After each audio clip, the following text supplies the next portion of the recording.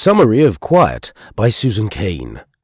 In Susan Cain's book Quiet, The Power of Introverts in a World That Can't Stop Talking, she examines the pros and cons of introversion. She further outlines how, in a world that seems to favor extroversion, embracing aspects of both personalities can make all the difference in life, business, and society. In this video, I'll explain 5 of the best lessons from the book. You can get this book for free with a free trial of Audible using the link in the description of this video. Remember to subscribe and turn on the notification bell so you don't miss any future summaries. Now, on to the lessons. Number 1. Be unreservedly introverted. The author starts the book by describing what she calls the extrovert ideal, a word the author uses to describe how most modern Western societies have accepted extrovert bias by believing that those with extroverted personality traits are the ones most likely to achieve career and personal success, a claim the author refutes by noting, introversion, along with its cousins sensitivity, seriousness, and shyness, is now a second-class personality trait, somewhere between a disappointment and a pathology. Introverts living in the extrovert ideal are like women in a man's world, discounted because of a trait that goes to the core of who they are. Extroversion is an enormously appealing personality style, but we've turned it into an oppressive standard to which most of us feel we must conform. She goes on to note that while each of us has a baseline personality, our personalities are not constant, and in most cases we have characters of both personality types. Therefore, we should embrace and nurture our introverted and extroverted traits in equal measure. Key takeaway: the author advises introverts living in an extrovert-centric world to embrace their introversion. She notes, so stay true to your own nature. If you like to do things in a slow and steady way, don't let others make you feel as if you have to race. If you enjoy depth, don't force yourself to seek breadth. If you prefer single-tasking to multitasking, stick to your guns. Being relatively unmoved by rewards gives you the incalculable power to go your own way. According to the author, introversion is not an ailment, and therefore, if you dislike small talk, be unreservedly you. If you are more productive when working alone, communicate it to your immediate superior. If you prefer having a set of close friends, do not feel driven to have many friends. As the author notes, don't think of introversion as something that needs to be cured. Number 2. Introversion does not mean shy or antisocial.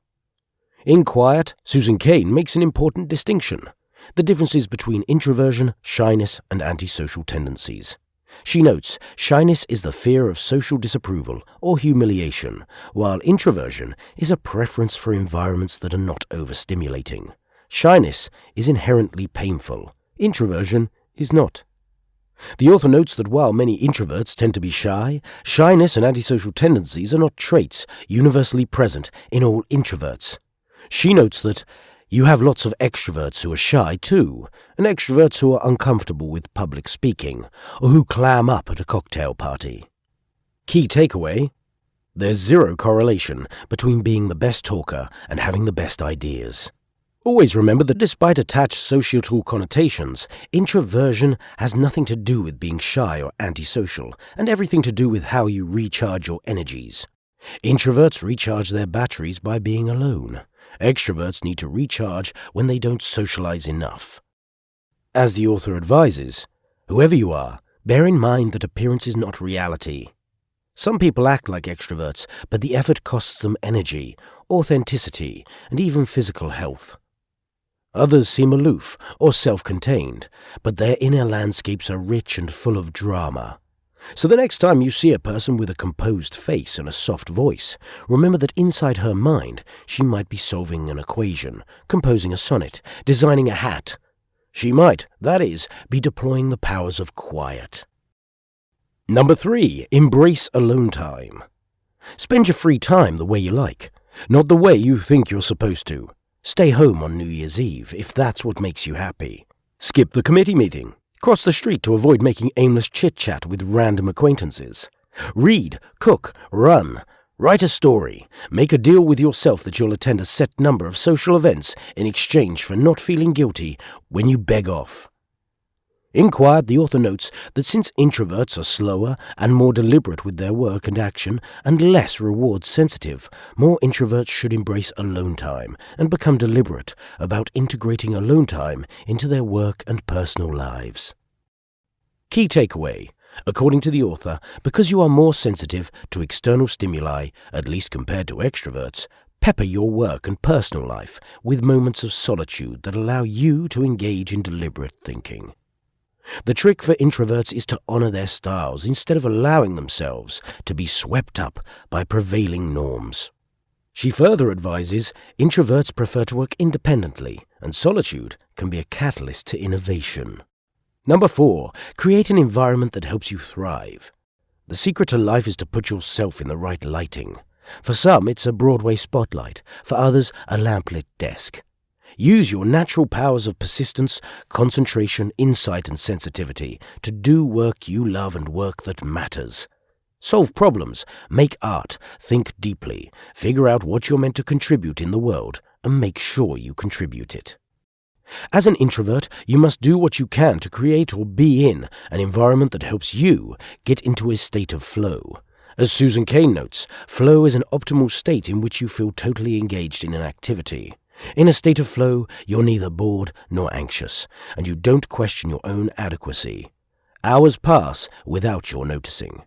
One of the things the author advises is the need to create a distraction-free environment. Introverts do not excel at dealing with distractions or too much information at once. Number 5, persistence is an introvert's superpower. Use it. Susan Cain notes that because of living in a culture that glamorizes extroversion, introverts are often quick to give up their most important power, persistence, which the author calls soft power. According to the author, soft power is about asking questions, understanding the mission, and then working on it persistently and patiently. If you're an introvert, find your flow by using your gifts. You have the power of persistence, the tenacity to solve complex problems, and the clear-sightedness to avoid pitfalls that trip others up. You enjoy relative freedom from the temptations of superficial prizes like money and status. Indeed, your biggest challenge may be to fully harness your strengths. You may be so busy trying to appear like a zestful, reward-sensitive extrovert that you undervalue your own talents or feel underestimated by those around you. But when you're focused on a project that you care about, you probably find that your energy is boundless. Susan Cain notes the importance of trusting yourself more, and in so doing, learning how to share your ideas powerfully and clearly despite your quiet disposition. Conclusion. Susan Cain's book, Quiet, is a fantastic read that is full of actionable tidbits, guaranteed to help any introvert understand the power of introversion, as well as how to use the best elements of this introversion to achieve personal and professional success in all areas of life. Remember, you can get this book for free with a free trial of Audible using the link in the description of this video. Subscribe and turn on the notification bell so you don't miss any future summaries. Thanks for watching.